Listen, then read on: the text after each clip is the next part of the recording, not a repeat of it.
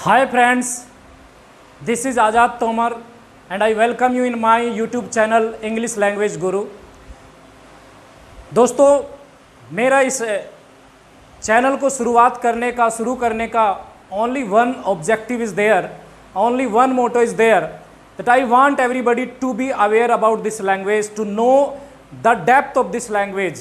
So I started this channel and I want you to learn everything, whatever you need to learn a language, whatever you learn and you become an expert, whether it is in reading, whether it is in writing, whether it is in speaking, whether it is in listening. So दोस्तों, मैं आपके साथ आज इस language English language की शुरुआत करता हूं और मैं सबसे पहले वही बात यहां से आपके साथ डिस्कस करूंगा जो इंग्लिश लैंग्वेज के लिए सबसे पहली सीढ़ी है। साथियों, किसी भी सेकंड लैंग्वेज को सेकंड लैंग्वेज मैं क्यों कह रहा हूं आपको मैं बताता हूं, क्योंकि because it is not our mother tongue, this is the second language, this is the official language of Indians and not our native language.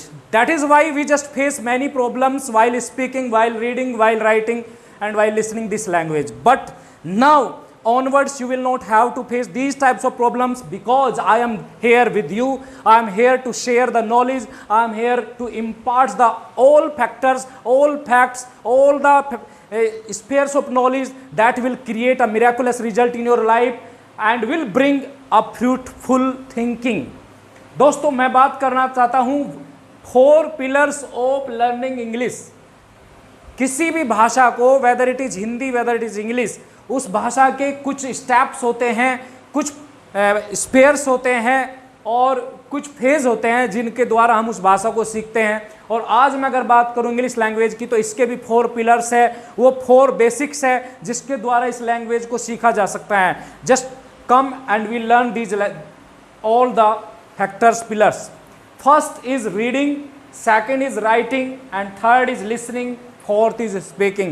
You know very well, reading really creates a miraculous result. मैं यहाँ पर आपको एक छोटी सी कहानी बताना चाहूँगा और वो कहानी बहुत ही पुरातन समय की है। मैं आज उस महान व्यक्ति का जिक्र करना चाहूँगा जिसे इतिहास ने ग्रेट अलेक्जेंडर कहा है, महान सिकंदर कहा है। अगर मैं उस महान सिकंदर की बात करता हूँ तो साथियों, एक बार क्या हुआ था कि उस महान सिकंदर को उसके एक सैन्य अधिकारी ने एक किताब भेंट की थी। मैं किताब कह रहा हूँ, उसको एक गोल्डन बॉक्स भेंट किया था और उसका जो डिजाइन था, उसकी जो नक्काशी थी, उसे देखकर सिकंदर बहुत प्रभावित हुआ और वो चाहता था कि मैं अपनी कोई अमेजिंग चीज़, बहुत सुंदर प्यारी जो मुझे चीज़ है वो इसमें रखूं। तो उसने अपने सैनिकों से, अपने मंत्रियों से कहा कि वो कौन सी चीज़ हो सकती है जो मैं इस बॉक्स के अंदर, इस गोल्डन बॉक्स के अंदर रख सकता हूँ। बहुत सारी मत्थापच्ची हुई। उसके जो साथी थे, उसके जो मंत्री थे, उन्होंने जो जवाब दिया मैं आपके साथ शेयर करना चाहता हूँ। किसी ने उसे कहा कि आप इसमें हीरे जवाहरात रख लीजिए, किसी ने उससे कहा कि आप इसमें अपना जो खजाना है उसकी चाबी रख लीजिए, किसी ने कहा कि कोई गुप्त पत्र होता है आपके पास, बहुत सारे ऐसे पत्र हैं जो गोपनीय होते हैं, वो आप इसमें रख सकते हैं। किसी ने कहा कि आपकी जो राजशाही पोशाक है, रॉयल आपकी जो ड्रेस है, वो आप इसमें रख सकते हैं। लेकिन दोस्तों, उस महान सिकंदर को ये बात बिल्कुल भी अच्छी नहीं लगी, कोई भी सुझाव उसे पसंद नहीं आया। तो वो सोचने लगा कि मेरी ज़िंदगी में ऐसा क्या है, मैंने देखिए ये जो चीज़ें मैंने प्राप्त की है, जो गौरव और ख्याति मैंने प्राप्त की है, ये किसी धन धान्य से प्राप्त नहीं की है, किसी दूसरे मुल्क पर शासन करके प्राप्त नहीं की है और न ही हजारों लोगों की हत्या करके प्राप्त की है। मैंने जो ख्याति और गौरव और यश प्राप्त किया है वो कहाँ से प्राप्त किया है। तो वो सोचने लगता है और अकस्मात आलो पे सडन उसके दिमाग में ख्याल आता है, विचार आता है और वो बात याद आती है। वो कहता है कि हाँ, मुझे ये सारी बातें, मेरे अंदर जो आज पौरुष है, मेरे अंदर जो पराक्रम है, मेरे अंदर जो साहस है, वो सारी बातें मुझे ग्रंथ से सीखने को मिली थी। तो उसने अपने सेवकों को आदेश दिया कि प्रसिद्ध कवि, महाकवि होमर द्वारा रचित पवित्र ग्रंथ इलियड को लेके आओ। और उन्होंने कहा कि इस ग्रंथ को इस बॉक्स में सजा के रखना है क्योंकि इस ग्रंथ के पढ़ने के कारण मेरे जीवन में इतना बड़ा बदलाव आया। मैं आज अगर विश्व विजयी बन पाया, अगर मैं आज कुछ कर पाया, तो वो केवल और केवल इस स्क्रिप्चर्स के पढ़ने से ही बन पाया। तो दोस्तों इतना बड़ा रोल है पढ़ाई करने का, इतना बड़ा रोल है रीडिंग करने का। रीडिंग के बारे में फ्रांसिस बेकन एक एसेइस्ट है, उन्होंने बहुत सुंदर लाइन लिखी है कि reading make a whole man full man, conference a ready man and writing an exact man. बहुत जबरदस्त उन्होंने कोटेशन ये लिखी है जब उसने ये कहा था। तो मैं आपको बताऊं कि उनका कहने का पर्पज क्या था कि रीडिंग फुल मैन कैसे बनाती है। दोस्तों मैं वो कुछ पॉइंट्स यहां पर आपके सामने डिस्कस करूंगा, उसी पॉइंट्स को लेकर हम बात करेंगे। व्हाट टू डू, ये हम डिस्कस करने वाले हैं। रीडिंग हमारे लिए क्यों जरूरी है, रीडिंग का क्या महत्व है, उसके बारे में हम बात करने वाले हैं। दोस्तों रीडिंग क्या इंप्रूव करती है, पहले तो मैं बता दूं, हर व्यक्ति को रीडिंग करने की हैबिट जरूर डेवलप करनी चाहिए, क्योंकि रीडिंग वो चीज है दोस्तों। अगर मैं आपके साथ डिस्कस करता हूं, हमारे देश के भूतपूर्व राष्ट्रपति डॉक्टर अब्दुल कलाम आजाद जी, उन्होंने जब गीता पढ़ी तो उनके जीवन में परिवर्तन आ गया, जीवन में बदलाव आ गया। हम एक नाम जो अमेरिका के राष्ट्रपति का प्रसिद्ध है, अब्राहम लिंकन, और उनका जब भी नाम आ जाता है तो हमारे अंदर मोटिवेशनल जो एक इंस्पिरेशन है वो बढ़ जाती है ऑटोमेटिकली। तो दोस्तों उस बंदे ने, उस व्यक्ति ने, उस महान व्यक्तित्व ने क्या किया था, उनके देश में जज थे एक जोसेफ नाम के, उनके घर पर वो किताब पढ़ने के लिए जाते थे और बदले में उन्हें उनका घर का काम करना पड़ता था।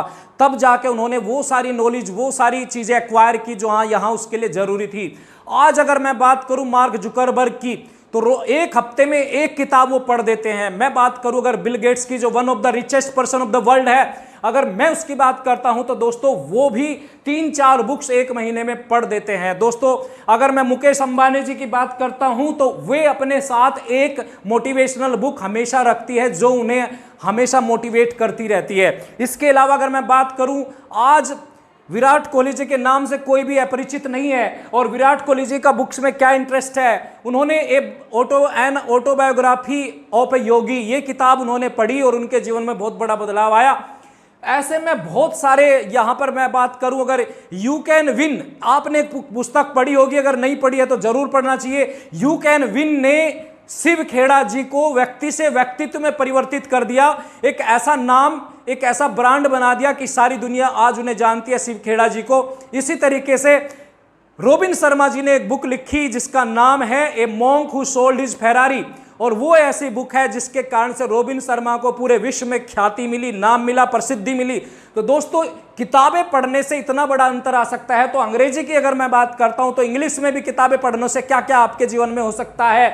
रीडिंग इंप्रूव्स, वो रीडिंग क्या क्या कर सकती है दोस्तों। अंग्रेजी में, इंग्लिश लैंग्वेज में या किसी भी लैंग्वेज में पढ़ने का बहुत बड़ा एक मिरेकल होता है। So friends, we are just talking about the very essential part which reading can improve, that is the knowledge. You know, knowledge is the weapon against all the ignorance of minds. और knowledge कैसे improve होती है, मैं इसका आपके साथ थोड़ा सा डिस्कस जरूर करना चाहूँगा। साथियों, जब भी हम कोई बुक पढ़ते हैं तो वो बुक नहीं पढ़ते, बल्कि हम एक लाइफ के पूरा जो शुरू से लेकर आखिर तक जो जर्नी रही होती है किसी व्यक्ति की, उसके बारे में हम जान जाते हैं। यानी कि हम एक्सप्लोर्स करते हैं, और एक्सप्लोर्स हम किस किस विषय में कर सकते हैं आओ जान लेते हैं। जब भी हम बुक्स पढ़ते हैं, whether they are textual books, whether they are magazines, whether they are the newspapers, और they are the motivational books, कोई भी अगर हम बुक पढ़ते हैं, फिक्शन हो या नॉन फिक्शन बुक्स होती है, लिटरेचर होती है, या कोई भी टेक्नोलॉजी, हम अगर फ्रीक है तो टेक्नोलॉजी की बुक्स पढ़ते हैं, तो उन बुक से हमें क्या सीखने को मिलता, हम वही बात कर रहे हैं। हम रीडिंग क्यों करें, रीडिंग से क्या हो सकता है, वही चीज़ मैं डिस्कस कर रहा हूँ। तो हम जो है बर्ड्स के जीवन के बारे में भी जान जाते हैं, हम एनिमल्स के जीवन के बारे में यहाँ जान सकते हैं। इसके अलावा ह्यूमन बींग्स की जो हिस्ट्री है, या शुरू से लेकर आखिर तक उसको जो बिहेवियर है, किस तरीके से उसकी प्रैक्टिकल नॉलेज, ये सारी चीज़ें हम यहाँ पर जान सकते हैं। वेजिटेशंस, वनस्पति क्या क्या है, किस तरह से वो डेवलप होती है, ग्रोथ उसकी किस तरीके से होती है, किस तरह से वो ह्यूमन जो अगर हम उसके पास जाते हैं किसी भी वेजिटेशन के पास, तो किस तरह से वो एक रेस्पोंड करती है नेचर। अगर हम बुक्स पढ़ते हैं तो हम प्लेस के बारे में भी जान सकते हैं, अलग अलग स्थानों के बारे में हम जान सकते हैं। बुक्स के द्वारा हम घर बैठे किताबें पढ़ के ही पूरे विश्व में घूम सकते हैं। इसके अलावा अलग अलग देश की, अलग अलग जगह की, अलग अलग प्रदेश की डिफरेंट कल्चर्स होती है, कस्टम्स होते हैं, सिविलाइजेशंस होती है, तो उनके विषय में भी हम केवल और केवल बुक्स के द्वारा ही सीख जाते हैं, बुक्स के द्वारा ही हम उन चीज़ों को जान लेते हैं। और जब भी कोई व्यक्ति हमसे उनके बारे में पूछता है तो हम उसके बारे में सही सही बातें उनको बताते हैं।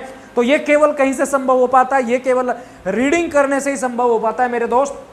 नेक्स्ट अगर मैं बात करूं चीज़ों के बारे में, कौन सी चीज़ कहाँ की प्रसिद्ध है, कौन सी धातु कहाँ की प्रसिद्ध है, कौन सा मैटर कहाँ का प्रसिद्ध है, ये सारी चीज़ें हम कहाँ से सीख सकते हैं, ये सारी चीज़ें हम बुक से सीख सकते हैं।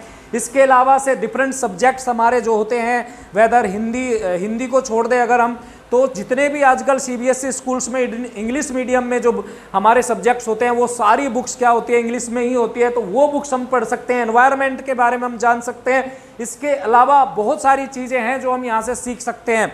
दोस्तों किसी ने ये कहा था कि poor people have big TVs and the rich people have big libraries, और ये बिल्कुल सही फैक्ट है, क्योंकि गरीबों के घर में बहुत बड़ा टीवी हो सकता है, बहुत बड़े वो कपड़ों पर बहुत ज़्यादा ध्यान दे सकते हैं, जूतों पर बहुत ध्यान दे सकते हैं, क्योंकि मिडिल क्लास की यही प्रॉब्लम है कि वो अपने से अपर क्लास को देखता है और उसके बाद वही करने की कोशिश करता है जो वे लोग करते हैं। लेकिन उनकी जो आदतें होती है, एक रिच पीपल की जो हैबिट्स होती है, जो पढ़ने की आदत होती है, जो सुबह जल्दी उठने की आदत होती है, वो उनको फॉलो नहीं करता है। तो अगर वो फॉलो कर ले तो उनके जीवन में क्या क्या इंप्रूवमेंट आ सकता है। तो हम इसी लैंग्वेज की हम बात कर रहे हैं, रीडिंग से क्या इंप्रूवमेंट हो सकता है और रीडिंग से क्या फायदा हमें मिल सकता है। दोस्तों रीडिंग से अगर मैं अंग्रेजी की बात करता हूं तो प्रोनाउंसिएशन इंप्रूव होता है। दोस्तों प्रोनाउंसिएशन, उच्चारण इंप्रूव होता है।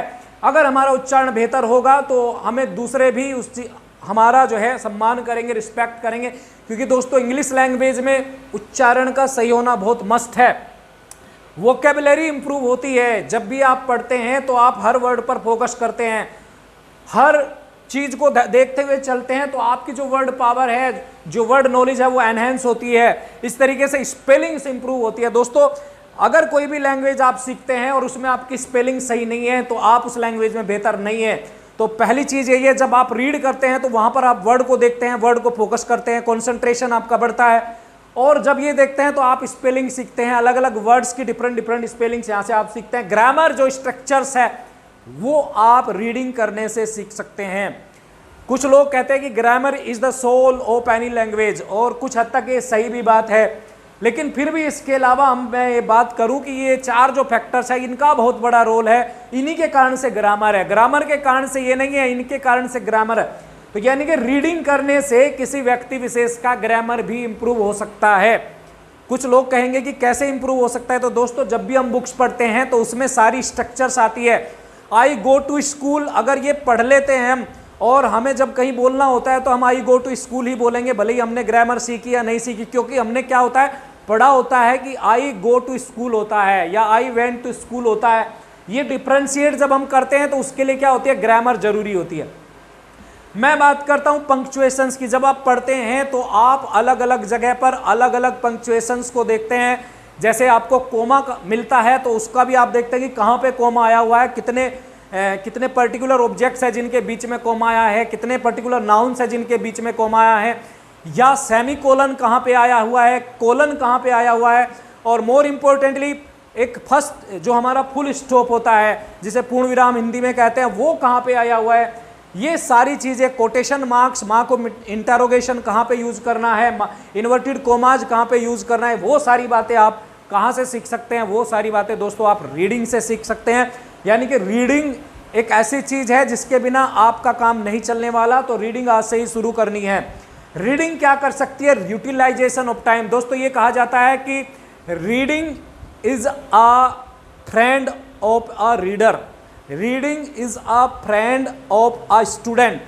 बिकॉज दोस्तों अगर आप अपने समय एक किताब के साथ बिताते हैं, स्पेंड करते हैं, और अपना समय अगर आप अपने दोस्त के साथ बिताते हैं, अगर दोस्त सही है, अगर दोस्त बुद्धिमान है तो वो आपको बुद्धिमान बना देगा, और अगर दोस्त बुद्धिमान नहीं है, केवल गपशप मारने के लिए आपके पास आया है, तो आपको वो उसी लाइन पे लगा देगा जिस लाइन पे वो लगा हुआ है। तो दोस्तों अगर आप चाहते हैं कि मैं अपने समय को इन्वेस्ट करूं, अपने समय को सेव करूं, अपने समय को यूटिलाइज करूं, तो आपको क्या करना चाहिए? आपको रीडिंग करनी चाहिए, इंग्लिश बुक हो या हिंदी बुक हो। लेकिन मैं इंग्लिश की बात कर रहा हूं तो मैं इंग्लिश के बारे में बोलूंगा।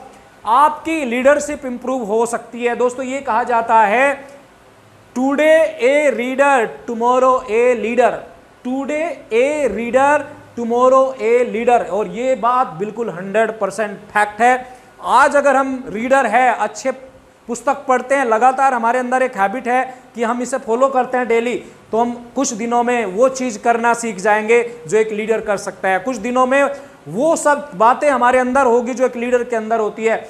और दोस्तों कैपेसिटी ऑफ ब्रेन को इंप्रूव करती है। जैसे जैसे आप रीड करते जाओगे आपको फैक्ट्स का पता लगेगा, आपकी नॉलेज बढ़ेगी, नॉलेज एनहेंस होगी, थिंग्स के बारे में आपको पता लगेगा, क्रिएचर्स के बारे में आपको पता लगेगा, वेजिटेशंस के बारे में आपको पता लगेगा, और वो सभी प्लेसेस के बारे में आपको पता लगेगा जिनके बारे में केवल आपने सुना होता है। तो दोस्तों इससे क्या होता है, आपके माइंड की जो कैपेसिटी है काम करने की वो भी ज़्यादा इंप्रूव होती है। दोस्तों ध्यान क्या रखना है आपको? ध्यान कुछ बातें हैं जो मैं आपसे यहाँ बताऊंगा कि व्हाट टू डू, करना क्या है, रीडिंग के लिए हम क्या कर सकते हैं, क्या करके हमारी रीडिंग बेहतर हो सकती है, मैं उसके बारे में बात करूंगा। कुछ थेरेपीज है जो हम यहाँ जिक्र करना चाहेंगे, क्योंकि जिस तरीके से आपने सुना है लाफ्टर थेरेपी है, उससे हमारा जो हृदय होता है, हमारा जो हार्ट होता है वो बेहतर काम कर सकता है। इसी तरीके से रीडिंग के लिए कुछ थेरेपी मैंने यहाँ पे नोट की है, वो लिखी है, वो आपके साथ मैं डिस्कस करना चाहूँगा। सबसे पहले जो हमारी थेरेपी है वो रेगुलर रीडिंग थेरेपी है। दोस्तों अगर ये थेरेपी आप यूज़ नहीं करोगे तो आप अच्छे पढ़ने वाले नहीं हो, आप अच्छे स्टूडेंट नहीं हो, आप अच्छे लीडर नहीं हो, अच्छे मोटिवेशनल स्पीकर नहीं हो। एक अच्छे समाज सेवी भी अगर आपको बनना है तो आपको रीडिंग की, डेली रीडिंग की हैबिट डालनी होगी।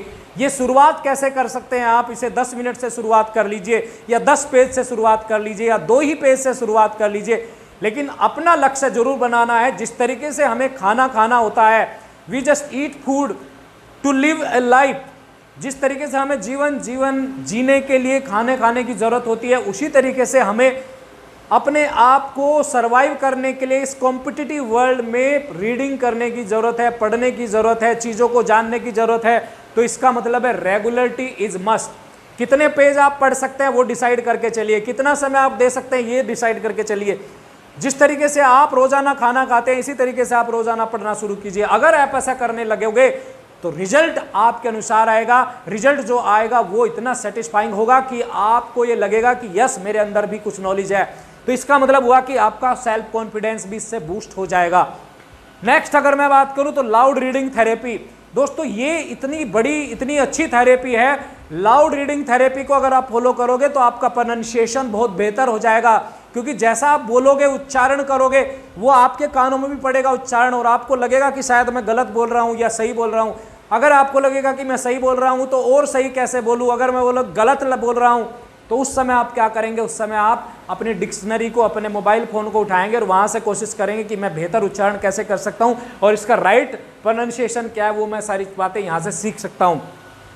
मिरर रीडिंग थेरेपी, कुछ साथियों को कुछ पढ़ते समय कई सारी समस्या होती है। जैसे हो सकता है किसी को एजिटेशन हो, जैसे किताब अगर मैं क्लास में बात करता हूँ तो बच्चे शाई नेचर के भी होते हैं, कुछ बच्चे पढ़ नहीं पाते, हिज्जे करते हैं। तो मैं यही कहता हूँ आपको, अगर आपने अपना प्रोनाउंसिएशन इंप्रूव करना है, अपना कंसंट्रेशन इंप्रूव करना है, तो दोस्तों आपको पढ़ना होगा, मिरर रीडिंग थेरेपी यूज करनी होगी। मिरर रीडिंग थेरेपी से मतलब क्या है मेरा दोस्तों, मैं आपको बता दूं, आप जब भी पढ़े तो कोशिश ये करें कि घर में शीशा है वहाँ खड़े हो जाइए और वहाँ पढ़ना शुरू कीजिए। और जो चीज़ आप पढ़ते हैं अगर उसे आप बिना देखे पढ़ेंगे, यानी कि स्पीकिंग करेंगे, तो निश्चित बात है कि आपका उच्चारण इंप्रूव होगा, आपकी वोकेबलरी इंप्रूव होगी, आपका कंसंट्रेशन इंप्रूव होगा। तो मिरर थेरेपी आपने ज़रूर यूज करनी है। इसके अलावा स्पीच रिकॉर्डिंग थेरेपी, जो भी आप पढ़े, जैसे भी पढ़े उसको आप रिकॉर्ड कर लीजिए और रिकॉर्ड करके उसको आपको सुनना है। इससे आपको पता लगेगा कि आप कहाँ गलती कर रहे हैं, कौन सा वर्ड आपने सही नहीं बोला है, किस वर्ड को आपने सही तरीके से प्रोनाउंस नहीं किया है। दोस्तों ये स्पीच थेरेपी भी आपके लिए बहुत कारगर साबित होने वाली है। डायरी राइटिंग थेरेपी, दोस्तों अगर आपने ये हैबिट बना ली तो आप जीवन में अच्छे से पढ़ना, अच्छे से लिखना, दोनों बातें सीख जाएंगे।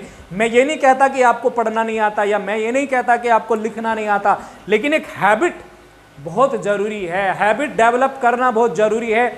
हम जितना समय सोशल जो हमारी साइट्स है या मीडिया है, सोशल मीडिया, व्हाट्सएप, फेसबुक है, वहाँ पे स्पेंड करते हैं, वहाँ पे हम वेस्टेज ऑफ टाइम करते हैं। अगर उसी समय का सही सदुपयोग कर लिया जाए तो हम डायरी राइटिंग कर सकते हैं। रोज़ाना आपने सुबह से लेकर शाम तक क्या काम किया है, क्या एक्टिविटी आपने की है, वो आप लिख सकते हैं। इसके अलावा अपना पूरा दिन प्लान कर सकते हैं, वो डायरी राइटिंग थेरेपी बोलते हैं इसे इंग्लिश में, नोट डाउन थेरेपी। दोस्तों अगर आप जब पढ़ रहे हैं, पढ़ते समय बहुत सारी स्ट्रक्चर्स, बहुत सारे वर्ड्स, बहुत सारी क्लॉजेज, बहुत सारे फ्रेजेस सामने आते हैं जिनका मीनिंग आपको पता नहीं होता या आप जानने की कोशिश करना चाहते हैं, तो उस समय क्या करना चाहिए, जब आप पढ़ रहे होते हैं तो नोट डाउन करने चाहिए कुछ फैक्ट्स को, कुछ फिगर्स को, कुछ डाटाज को, कुछ वर्ड्स को, कुछ फ्रेजेस को, कुछ स्पेलिंग्स को, ताकि आप बाद में भी उन चीज़ों को देख सके और आपकी नॉलेज एनहेंस हो सके, बढ़ सके।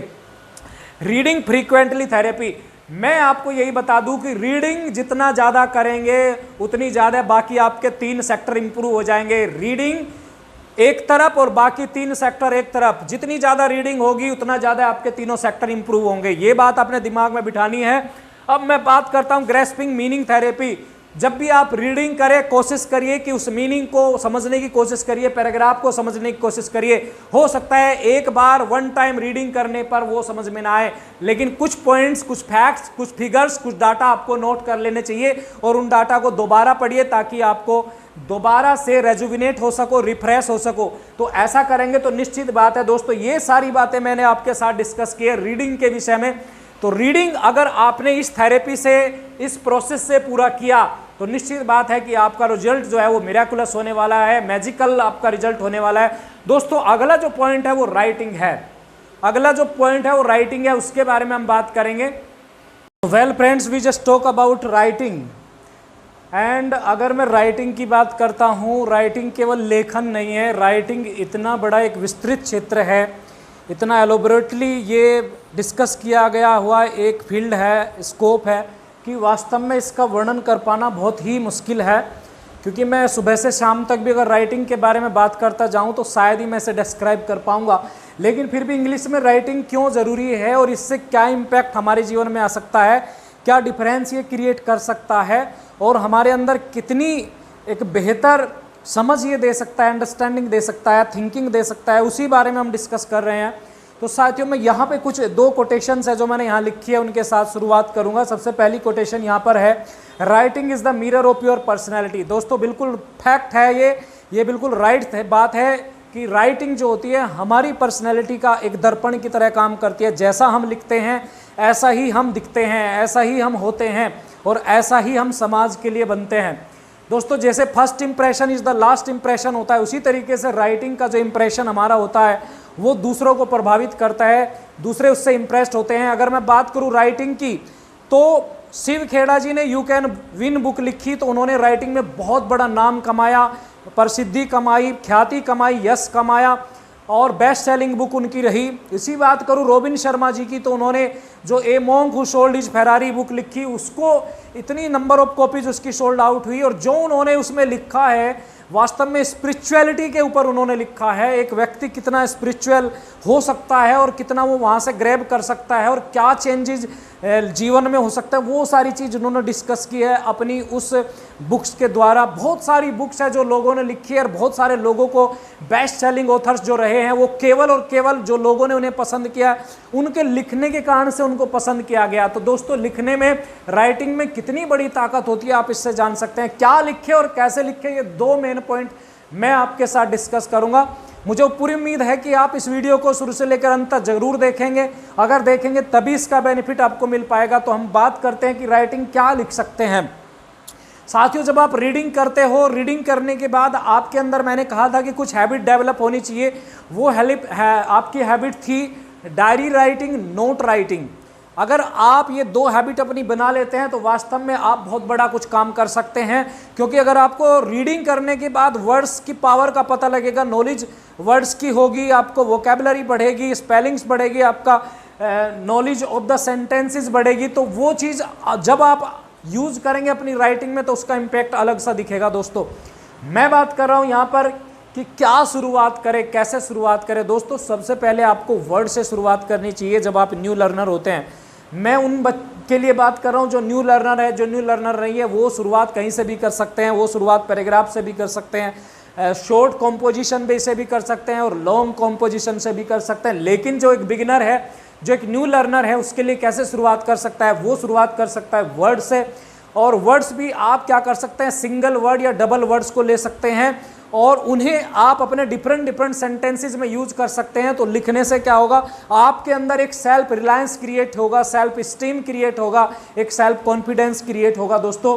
उसके बाद जब आप वर्ड्स लिखना सीख जाएं तो फ्रेजेस लिखना शुरू करिए। फ्रेजेस जब आप एक्सपर्ट हो जाओ तो उसके बाद सेंटेंसेस लिखना शुरू कीजिए। और जब आप सेंटेंस बनाने लगो, चूंकि 3 तरह के सेंटेंसेस हैं और तीनों तरह के सेंटेंसेस में अगर आप अच्छे महारत हासिल कर लो, एक्सपर्टाइज हो जाओ, एक्सपर्ट हो जाओ, तो वो तब उसके बाद आप छोटे छोटे पैराग्राफ्स लिखना शुरू कीजिए। और जब आप पैराग्राफ्स लिख लें तो उसके बाद शॉर्ट कॉम्पोजिशन और लॉन्ग कॉम्पोजिशन आप लिख सकते हैं। लॉन्ग और शॉर्ट के बारे में बात करूं अगर मैं, शॉर्ट कॉम्पोजिशन में आपके बहुत सारी राइटिंग्स है, जैसे हमारे यूपी बोर्ड के बच्चे हैं या सीबीएसई बोर्ड्स के बच्चे हैं या आईसीएसई बोर्ड्स के बच्चे हैं, तो उनके लिए जो राइटिंग पार्ट है बहुत ही नेसेसरी है।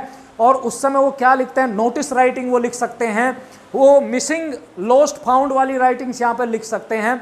और इसके अलावा लॉन्ग कॉम्पोजिशन की अगर मैं बात करूं, एप्लीकेशन राइटिंग है, ऐसे राइटिंग्स है, लेटर राइटिंग है, आर्टिकल राइटिंग है, रिपोर्ट राइटिंग है, स्पीच राइटिंग है, बहुत सारी ऐसी चीज़ें हैं जो एक स्टूडेंट को लिखनी आनी चाहिए। अगर ये चीज़ आप डेली लिखते हैं तो इससे आपके जीवन में बहुत बड़ा बदलाव, बहुत बड़ा डिफरेंस आ जाएगा और आप पहले जो एक पर्सन थे वो पर्सनैलिटी में कन्वर्ट हो जाओगे। दोस्तों कैसे लिखे, अब बात ये आती है कि कैसे लिखे, कितना लिखे, ये सारी बातें मैं डिस्कस करूंगा। दोस्तों मैं आपसे एक ही सुझाव आपको दूंगा कि रेगुलरली लिखे, रोजाना लिखे, नियमित रूप से लिखे। अगर आप रेगुलरली नहीं लिखेंगे तो आपका जो वर्ड एनहेंसिंग है, वर्ड पावर है या सेंटेंस की अंडरस्टैंडिंग है, वो आपकी बेहतर नहीं हो पाएगी। इसलिए जरूरी है कि आप रेगुलर बेस पे लिखे, नीटली आप जब भी लिखे, साफ लिखे, सुथरा लिखे, इसके अलावा क्लियरली और लेजिबली ऐसा लिखे जो पढ़ा जा सके, दूसरे उसे समझ सके, स्पष्ट रूप से लिखे, मीनिंगफुली। दोस्तों मीनिंगलेसली लिखोगे तो उसका कोई मतलब नहीं है। दोस्तों लिखना क्या है, जो अर्थपूर्ण होता है, जिसका एक मीनिंग होता है, जिसका एक सेंस होता है, वही आपने यहाँ पर लिखना है।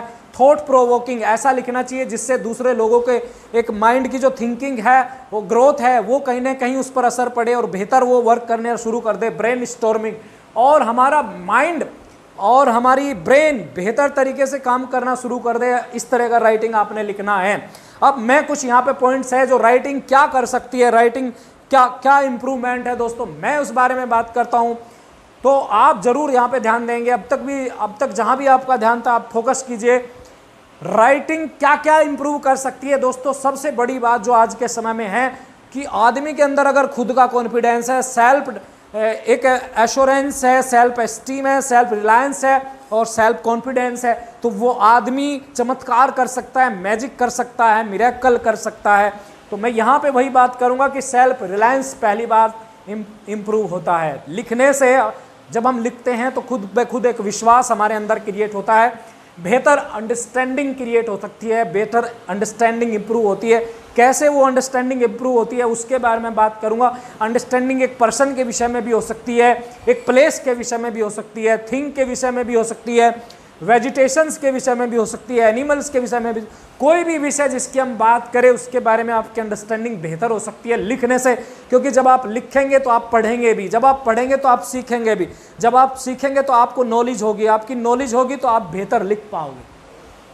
तो दोस्तों लिखने से एक जो सबसे बड़ा फैक्टर मैंने महसूस किया वो है कंसंट्रेशन। जब आप लिखते हैं तो आपका ध्यान पूरी तरह से आप फोकस्ड हो जाते हैं, जिस चीज़ के बारे में जहां आप लिख रहे हैं वहां आप फोकस्ड होते हैं। तो जब हम फोकस्ड होते हैं तो उसका रिजल्ट बहुत ज़्यादा अच्छा आता है, उसका इम्पैक्ट अच्छा पड़ता है, उसका इफेक्ट अच्छा आता है। तो दोस्तों बिल्कुल आपको जरूर लिखना चाहिए। इसके अलावा स्पेलिंग्स, जब आप लिखते हैं तो आप सही वर्ड लिखने की कोशिश करते हैं, यानी कि आपका स्पेलिंग इंप्रूव होता है। कारण क्या है, जब आप रीड करते हैं तो स्पेलिंग पढ़ते हैं, जब आप लिखते हैं तो वही वर्ड लिखते हैं। हो सकता है रीडिंग करते समय कुछ बातें आपसे छूट जाए, लेकिन जब आप राइट करते हो तो उस समय आपसे वो बात नहीं छूटेगी। आपको अपना पूरा ध्यान रहेगा कि मुझे सही वर्ड लिखना चाहिए। इसके अलावा पंक्चुएशन मार्क्स, राइटिंग करते समय जो आपने रीडिंग करते समय पंक्चुएशन मार्क्स को सीखा होता है, वही पंक्चुएशन मार्क्स का आपने सही यूज करना होता है राइटिंग के अंदर। बिकॉज अगर कोई राइटिंग पंक्चुएशन मार्क्स के बिना होती है तो वो राइटिंग यूजलेस होती है, मीनिंगलेस होती है, ऑर्डरलेस होती है। तो मेरे साथियों, मैं आपसे रिक्वेस्ट करूंगा कि पंक्चुएशंस का आपने जरूर ध्यान रखना है और ये पंक्चुएशन को इंप्रूव भी करता है। इसके अलावा थिंकिंग आइडियाज, जब हम राइट करते हैं तो हमारे अंदर अलग अलग हम कंटम्पलेट भी करते हैं, सोचते भी है, थिंकिंग भी करते हैं, क्योंकि हम कॉपी नहीं कर रहे हैं, हम अपने आइडियाज, अपनी थिंकिंग को डेवलप कर रहे हैं और उसी थिंकिंग को हम एक राइटिंग के रूप में प्रेजेंट कर रहे हैं। तो दोस्तों, आपकी थिंकिंग और आपके आइडियाज भी ग्रूम होते हैं, पॉलिश होते हैं, आपकी नॉलेज बढ़ती है। मैंने अभी बात की थी रीडिंग में भी कि नॉलेज आप किसी भी क्षेत्र की हो, यहाँ पे आप बढ़ सकती है। पर्सनैलिटी, जब मैंने कहा है कि reading is the mirror of your personality as well as the writing is the mirror of your personality, यानी कि राइटिंग भी आपकी पर्सनैलिटी का एक मिरर की तरह काम करता है। तो दोस्तों, ये राइटिंग का टॉपिक यहीं पे कंप्लीट होता है। इसके बाद हम बात करते हैं लिसनिंग पर। अगर मैं बात करता हूँ लिसनिंग, जिसका मतलब होता है सुनना। दोस्तों, मैं लिसनिंग अगर ये कहूँ कि अगर आप पूरी तरह से फोकस्ड होकर नहीं सुनते हैं किसी चीज़ को, तो उस चीज़ को आप जल्दी से ग्रैब नहीं कर पाओगे, उस चीज़ की कमांड आप जल्दी से नहीं कर पाओगे, उस चीज को अंडरस्टैंड आप जल्दी से नहीं कर पाओगे, आपका कंसंट्रेशन अच्छा सा नहीं बन पाएगा। यानी कि लिसनिंग से इतना बड़ा इंपॉर्टेंस है लिसनिंग का। क्या लिसन करना चाहिए, क्या सुनना चाहिए, मैं आपको बताता हूं कि क्या सुनना चाहिए। मेरे साथियों, मेरे दोस्तों, मैं जब भी कोई बात आप सुने, जब भी कोई चीज आप सुने, तो उसे ध्यान से सुने, पूरा पीसफुली, जॉयफुली महसूस कीजिए उसको, अंतर मन में, अंतर आत्मा से, और पूरा प्रेजेंट माइंड और प्रेजेंट बॉडी आपको सुनना पड़ेगा, तब जाके आप उस चीज़ को समझ पाओगे। देखिए, जब आप बोलना चाहते हैं तो बोलने के लिए आपने क्या है, सुनना पड़ेगा। मैं यहाँ पे एक बात आपको बता दूं कि जब एक बच्चा इंग्लैंड में पैदा हो और एक बच्चा इंडिया में पैदा हो, तो इंग्लैंड वाला बच्चा हिंदी नहीं सीखेगा और जो यहाँ इंडिया में पैदा होता है बच्चा, वो अंग्रेजी नहीं सीखेगा। कारण क्या है? क्योंकि उन दोनों को जो एटमॉस्फेयर मिला वो डिफरेंट एटमॉस्फेयर है। अंग्रेज को, जो इंग्लैंड का बच्चा है, उसे अंग्रेजी का एटमॉस्फेयर मिलता है, इंग्लिश का एटमॉस्फेयर मिलता है, और जो हिंदुस्तान में बच्चा पैदा होता है उसे हिंदी का एटमॉस्फेयर मिलता है। इसी कारण से उसका जो सराउंडिंग्स है, उसका जो माहौल है, उसका जो एनवायरनमेंट है, उसके कारण से क्या हुआ, वो बच्चा सबसे पहले लिसन करता है, सुनता है, और जब वो लिसन करता है तो उसके बाद वो इमिटेट करना शुरू कर देता है, अनुकरण करना शुरू कर देता है, और उसके बाद वो बोलना शुरू कर देता है। तो दोस्तों, लिसनिंग का कितना बड़ा इम्पैक्ट है। आप क्या सुन सकते हैं, आप न्यूज़ जो आती है वो न्यूज़ सुन सकते हैं टीवी पर। बहुत सारे न्यूज़ चैनल्स है, CNN वगैरह है, BBC न्यूज़ चैनल है, एक हमारे आज तक के भी न्यूज़ चैनल्स है, इंडिया टाइम्स, या इस तरह से न्यूज़ चैनल्स है बहुत सारे, जिस पर आप जो है ऑडियो सुन सकते हैं। इसके अलावा बहुत सारी ऑडियोज़ है, बहुत सारी वीडियोज़ है जिन्हें आप सुन सकते हैं, और कमेंट्रीज आप सुन सकते हैं, एंकरिंग आप जैसे डिफरेंट जो प्रोग्राम्स होते हैं टीवी चैनल्स पर, वो लाइव प्रोग्राम्स होते हैं, उनकी जो एंकरिंग्स होती है इंग्लिश की, वो आप सुनेंगे। तो आपको क्या होगा, जब आप सुनेंगे तो निश्चित रूप से आप कोशिश करते हैं कि हम साथ साथ बोलें। देखिए, जब आप, इसके अलावा मैं ये भी कह सकता हूँ, जैसे आप मूवी देख रहे हैं, कोई इंग्लिश मूवी देखें, सबटाइटल्स उसका हिंदी और अंग्रेजी दोनों होते हैं, तो आप उसे प्रेफर करिए इंग्लिश में सुने। अगर आप इंग्लिश में सुनेंगे तो आपका जो प्रोनाउंसिएशन है वो भी बेहतर होगा, आपकी जो माइंड प्रेजेंस है वो भी बेहतर होगी, और आप बेहतर रूप से बोल पाओगे। दोस्तों, केवल और केवल ये सुनने के कारण से ऐसा हो सकता है। तो लिसनिंग का बहुत बड़ा इम्पैक्ट है, लिसन जैसा करते हैं ऐसा ही आप बोलते हैं। तो ये सारी बातें आपने यहाँ से सीखी। इसके बाद हम बात कर लेते हैं स्पीकिंग का। इसका मतलब है बोलना। दोस्तों, हमने 3 पॉइंट क्लियर कर लिए यहाँ पे, reading, writing, listening and speaking पे हम आ गए। स्पीकिंग कैसे संभव है, ये तीनों पॉइंट्स अगर हमारे सही तरीके से रेगुलरली और क्लियरली हो रहे हैं, इन्हें हम बहुत ही सेल्फ रिलायंस के साथ ग्रैब कर रहे हैं, तो निश्चित बात है कि हमारा स्पीकिंग भी बेहतर होने वाला है। दोस्तों, स्पीकिंग मैंने अभी बताया कि जो बच्चा पैदा होता है तो वो इमिटेट करता है, लिसन करता है, इमिटेट करता है और स्पीक करता है, लिसन करता है, इमिटेट करता है, स्पीक करता है। जो सेकंड लर्नर है, सेकंड लैंग्वेज के, वो क्या है, उनको बहुत सारी प्रैक्टिस की ज़रूरत है, तब वो बोल पाएंगे। और बोलने के लिए क्या है, एक सराउंडिंग्स का होना बहुत ज़रूरी है, एक एनवायरनमेंट का होना बहुत ज़रूरी है। तो कैसे शुरुआत हम कर सकते हैं बोलने की? सबसे पहले आपको वर्ड से शुरुआत करनी पड़ेगी, छोटे छोटे वर्ड्स आप बोलना शुरू करेंगे। इसके बाद आप फ्रेजेस बोलना शुरू करेंगे, फिर सेंटेंसेस बोलना शुरू करेंगे, और उसके बाद आप जो है आपस में ग्रुप जो डिस्कशंस होते हैं, डिबेट्स होती है या रिपोर्ट्स होती है, स्पीच होती है, वो आप बोल सकते हैं। तो इसके लिए क्या होगा, इन 3 चीज़ों को करने से यह चौथी चीज़ संभव है, क्योंकि 3 चीज़ों यानी कि रीडिंग, राइटिंग और लिसनिंग के कारण आपके अंदर जो सेल्फ कॉन्फिडेंस आएगा, आपके अंदर जो नॉलेज होगी, आपके अंदर जो अंडरस्टैंडिंग होगी, आपकी जो थिंकिंग होगी, आपके जो आइडियाज़ होंगे, आप जो मीनिंगफुली सेंटेंस बनाओगे, वो चीज़ अगर आप बोलोगे तो निश्चित बात है इसका इम्पैक्ट आपके आने वाले जीवन में पड़ेगा और सामने वाले को आप इंप्रेस कर पाओगे। तो दोस्तों मुझे यकीन है कि ये जो 4 पॉइंट्स आज मैं आपके साथ डिस्कस किए, ये आपको बहुत अच्छे लगे होंगे। और मेरी ये पहली वीडियो थी, हो सकता है कुछ मिस्टेक्स मुझसे रही हो। मैं चाहता हूँ कि आप कमेंट में ज़रूर लिखें कि मैं क्या बेहतर कर सकता हूँ, लेकिन मेरा प्रयास रहेगा कि मैं मेरे साथियों को पूरी तरीके से इंग्लिश की नॉलेज प्रोवाइड करवा सकूं, अवेयर कर सकूं कि इंग्लिश को हम कैसे सीख सकते हैं। दोस्तों मैं आपसे एक ही बात कहूंगा कि इंग्लिश एक ऐसी लैंग्वेज है, मैं अगर इसका एक कोटेशन बोलूं, English language is not taught but caught, English language is not taught but caught. मैंने अभी बताया आपको कि अंग्रेजी जो भाषा है वो सिखाई नहीं जाती, वो सीखनी पड़ती है, और सीखने के 4 पिलर्स मैंने यहाँ पे आपको बता दिया, इनसे बाहर कुछ भी नहीं है। यहाँ पर हमने रीडिंग की बात कर ली, यहाँ पे ग्रामर की बात कर ली, यहाँ पे वोकेबलरी की बात कर ली, यहाँ पे हमने अंडरस्टैंडिंग की बात कर ली, यहाँ पे हमने राइटिंग की बात कर ली, यहाँ पर हमने लिसनिंग की बात कर ली और यहाँ पर स्पीकिंग की बात कर ली। दोस्तों ये सारी चीज़ें ही आपके वे फैक्टर है जो आपकी इंग्लिश को बेहतर बना सकते हैं। एक और मेन फैक्टर जो आपको ध्यान रखना है दोस्तों, मैंने अभी आपको कहा कि आपको ये सीखनी पड़ेगी, और कोई चीज़ हम कब सीखते हैं, जब हम उस चीज़ को अंतर मन से, अंतर आत्मा से कनेक्ट करते हैं, अपने आप को फील करते हैं, रियलाइजेशन करते हैं कि यस मुझे ये लैंग्वेज सीखनी है, और आप अंग्रेजी भाषा में ही थिंकिंग करना शुरू करते हैं। देखो आपको क्या है, जो हिंदी मीडियम के बच्चे होते हैं वो क्या करते हैं, वो ट्रांसलेशन कम ग्रामर मेथड यूज करते हैं, यानी कि वो अनुवाद करते हैं पहले शब्द का, उसके बाद अंग्रेजी बोलते हैं, पहले हिंदी सोचते हैं फिर अंग्रेजी बनाते हैं तब बोलते हैं। लेकिन जो इंग्लिश मीडियम के बच्चे हैं, जब वो पढ़ते हैं, वो उस माहौल में रहते हैं, तो वो क्या करते हैं, वो ऐसा नहीं करते, वो डायरेक्ट मेथड यूज करते हैं, और डायरेक्ट मेथड के द्वारा वो अंग्रेजी अच्छे से बोल पाते हैं। तो दोस्तों मैं आपसे यही कहूँगा, मेरा आपसे यही सजेशन है कि डायरेक्ट मेथड यूज करिए, थिंकिंग अंग्रेजी में करिए, और इस चीज़ को, इस लैंग्वेज को दिल से महसूस करिए। दिल से अगर आप टच करेंगे, कनेक्ट करेंगे, तो निश्चित बात है ये लैंग्वेज को आप सीख जाओगे। और इसी के साथ मैं अपनी वीडियो को यहीं पे एंड करता हूँ, और मैं आपसे रिक्वेस्ट करता हूँ कि मेरी वीडियो को आपको लाइक, सब्सक्राइब और शेयर ज़रूर करें। थैंक यू दोस्तों, थैंक यू वेरी मच।